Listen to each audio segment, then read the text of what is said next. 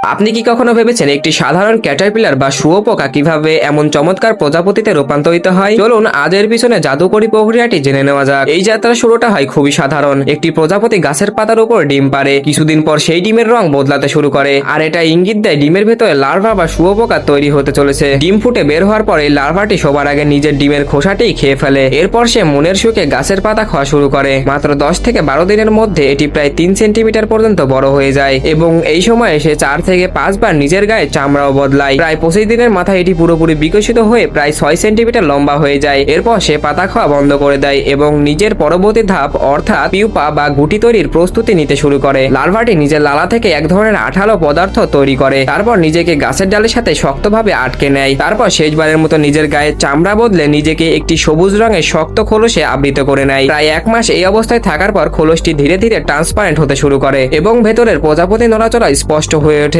আর সবশেষে আসে সেই মহেন্দ্রক্ষণ। একদিন সেই খোলসটি ফেটে ভেতর থেকে ডানা মেলে বেরিয়ে আসে এক অপরূপ, রঙিন আর চমৎকার প্রজাপতি। প্রকৃতির কি অদ্ভুত এক সৃষ্টি, তাই না?